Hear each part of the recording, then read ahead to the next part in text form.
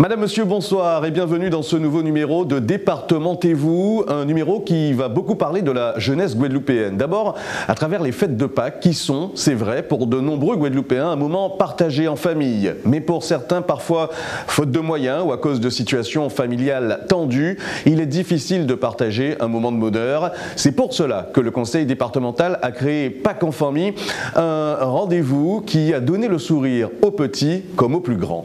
Le site de Beauport à Port-Louis s'est transformé en un vaste terrain de jeu et de partage à l'occasion de la journée Pâques en famille organisée par le conseil départemental. Enfants et familles étaient donc réunis autour d'une multitude d'activités ludiques et créatives tout au long de la journée. Petits et grands ont pu profiter de ce cadre convivial encadré par des professionnels et des bénévoles mobilisés pour l'occasion. L'événement a rassemblé plusieurs centaines de participants venus de toute la Guadeloupe autour de valeurs fortes, lien familial, inclusion et bienveillance.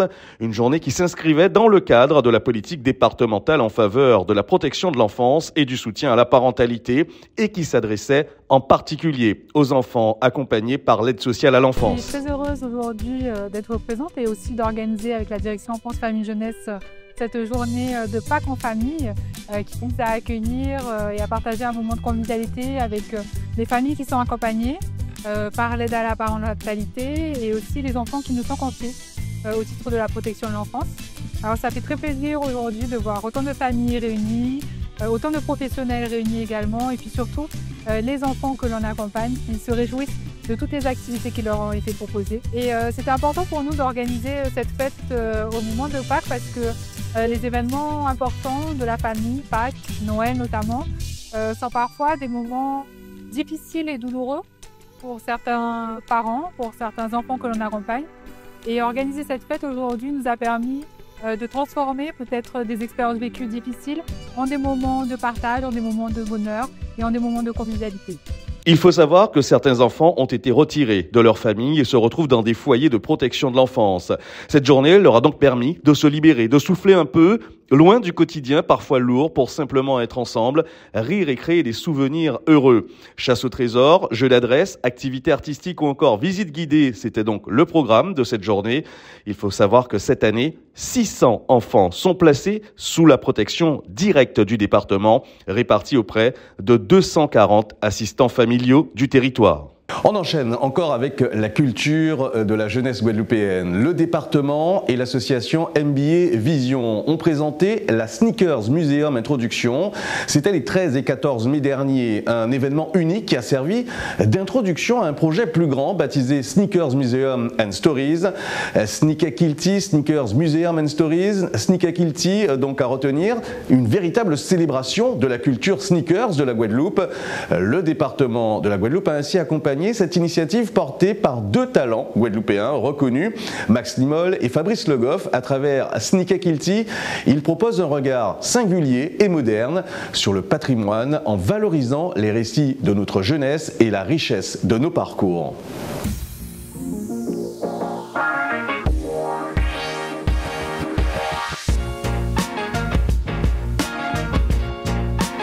La projection de ce soir du film Air Force One, c'est le début de l'aventure du Sneaker Museum. Donc c'était pour introduire un petit peu les événements qui seront à venir. Alors la Air Force One, c'est the must-have depuis des années. On l'a vu d'ailleurs dans le documentaire. Et c'était intéressant ce soir de pouvoir découvrir son histoire et de comprendre tous les chemins qu'elle a parcourus jusqu'à aujourd'hui. Tu peux aimer plusieurs modèles, tu peux aimer plusieurs marques différentes. Je suis sûr, dans 90% des cas, tout le monde aura une Air Force One dans sa collection. Donc c'est la chaussure emblématique un petit peu de la culture. J'étais l'un des premiers à juxtaposer ces deux mots, à savoir culture et sneakers. Parce que pour moi, la culture sneakers, c'est pas juste une consommation intempestive de chaussures, c'est bien plus que ça, c'est une inspiration, c'est une manière d'être soi-même, d'une certaine manière. Je remercie vivement le conseil départemental d'avoir mis en place cette soirée qui a été très enrichissante pour tous ces passionnés. Je serai présente également à l'exposition qui aura lieu demain du Sneakers Museum. Demain, je serai là toute la journée pour justement être dans le questionnement avec vous, à savoir vous expliquer l'histoire des marques, une histoire totalement méconnue qui est faite de designers, qui est faite de faits politiques, de société, de technologie, de design, de cinéma. En fait, on va faire une petite rétrospective de l'histoire des sneakers emblématiques avec une scénographie qui va conduire les visiteurs à découvrir la culture à travers les modèles qui ont été prêtés par des passionnés, des collectionneurs locaux. Ce soir, j'ai tenu à venir saluer, voir cette exposition sur le muséum Sneakers, puisque ce sont des jeunes qui prennent cette initiative.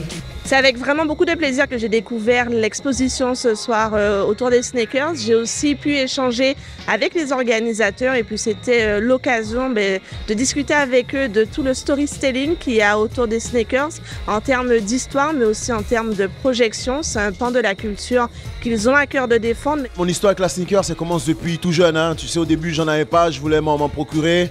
J'étais même pas dans les Nikento, hein. J'étais vraiment dans les pommes d'api, by Bizarre. Aujourd'hui, ça fait partie de mon quotidien. Je peux pas ne pas monter sur scène avec une paire de sneakers qui me ressemble et qui me permet d'être en totale aisance. Donc c'est un amour fou. Et ce qu'il faut savoir, la culture sneakers, il y a tout un ensemble d'activités autour. Ce n'est pas uniquement donc des paires de baskets qu'on présente, c'est le sport, mais c'est une forme aussi de communication. On a pu voir qu'à l'initiative des Guadeloupéens, qu'il y a eu des paires de baskets célèbres, Marie-Josée Perret, des basketteurs également, mais que dans ce domaine que les Guadeloupéens sont des précurseurs. J'ai créé une paire qui s'appelle la Bonda Manjac. C'est une paire que j'ai créée avec une marque américaine qui s'appelle Soconi, mais les gens ont su se l'approprier et vraiment maintenant l'appeler la Bonda Manjac. C'est une très bonne chose. En plus, c'est très authentique. Bonda Manjac, tous nous connaissons et nous connaissons quelle saveur que le Bonda Manjac peut donner. Donc aussi, au niveau esthétique, c'est une très bonne chose. Et félicitations à lui et fier pour la Guadeloupe. Encore aujourd'hui, beaucoup de monde me demande la paire. Mais à l'international, ça a été impressionnant parce que j'ai reçu des messages de l'Asie, du Mexique. Il y a des Japonais qui m'ont dit qu'ils viendraient en Guadeloupe parce qu'ils avaient découvert à travers cette chaussure une culture qu'ils ne connaissaient pas. Et pour moi, ça, c'est la plus grande victoire. Il est important de remercier le département pour le travail qu'ils font pour la culture et surtout, cette fois-ci, dans cette opération, de mettre en valeur la culture de la sneakers parce que ça fait partie de notre quotidien aussi et de mettre en valeur des artistes car il faut rappeler que les sneaker addicts sont aussi des artistes. Et moi, dès lors qu'il y a des Guadeloupéens qui prennent des initiatives, j'ai toujours cette volonté de pouvoir les accompagner, de pouvoir les aider à aller plus loin. Parce que, comme j'aime le dire, nous sommes dans un pays, il faut faire preuve d'audace, il faut être ambitieux pour soi-même, ambitieux pour son pays. Donc c'est en ce sens que nous leur avons accordé ce soutien et j'ai beaucoup apprécié la démarche en tout cas et cette volonté d'aller au-delà de la Guadeloupe et c'est une très bonne chose. L'emploi, on le sait, c'est un véritable défi pour le conseil départemental. C'est pour cela que le Hall Paul Chanchon à Pointe-à-Pitre a accueilli la 3e édition de l'année du forum Bica Job, un événement dédié, on le sait, à l'insertion professionnelle des bénéficiaires du RSA. Véritable forum itinérant qui vise à rapprocher les publics éloignés de l'emploi, du dispositif et des opportunités professionnelles existantes. Depuis 2019, le département a donc mis en place Job 971. C'est une plateforme numérique destinée à faciliter le retour à l'emploi des bénéficiaires du RSA en Guadeloupe.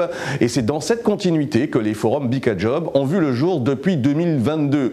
Alors sous forme de stands d'information dans différents domaines, le forum a rassemblé de nombreux partenaires, des agences d'intérim, centres de formation, des services du département bien sûr et des associations d'aide à la mobilité pour aider entre 200 et 250 personnes. Aujourd'hui nous sommes au Hall des Sports Paul Chanchon de Pointe-à-Pitre pour un Bica Job. C'est très important pour que nos jeunes, nos moins jeunes soient présents ici parce que c'est vraiment un carrefour de l'emploi et un carrefour de la formation.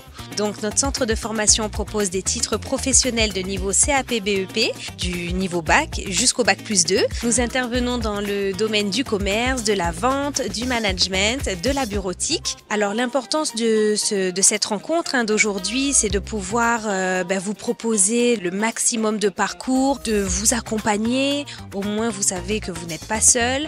C'est-à-dire qu'ici, les jeunes vont pouvoir trouver tout type de formation, que ce soit dans le BTP, un petit peu l'espace vert, et même aussi les jeunes qui veulent entreprendre, créer leur propre entreprise. Nous avons différents services qui sont présents là aujourd'hui pour les aider à mieux se développer. Parce que ça nous permet de rencontrer différents intervenants Et bien sûr, ça nous permet également de pouvoir mettre en place en quelque sorte des contacts. Alors aujourd'hui, j'ai trouvé mon bonheur. Alors j'ai trouvé un centre de formation et justement, je souhaiterais faire du bénévolat. Donc j'ai pu trouver une intervenante à ce niveau. Donc nous sommes là un petit peu pour les aider, les orienter sur les différents centres. Et aussi, nous faisons la régulation sur la sortie pour les personnes qui n'ont peut-être pas pu trouver une formation, un emploi. On essaie quand même de garder leur contact et les recontacter par la suite pour voir si on peut débloquer quelque chose avec cette personne-là. Il faut venir parce que, comme je le répète encore, on trouve toutes sortes d'intervenants. Il y a également la plateforme Job 971 où justement vous pouvez vous inscrire, vous allez trouver des emplois, les recruteurs aussi, c'est plus facile pour vous, pour qu'on puisse vous recruter. Donc sincèrement, lorsqu'il y a des journées comme ça, il faut venir, c'est très important. Le prochain Méga Job sera, je pense, fin du mois de juin sur la commune du Moule. Voilà, c'est la fin de ce numéro de Départementez-vous. On se donne rendez-vous très vite pour d'autres missions du département.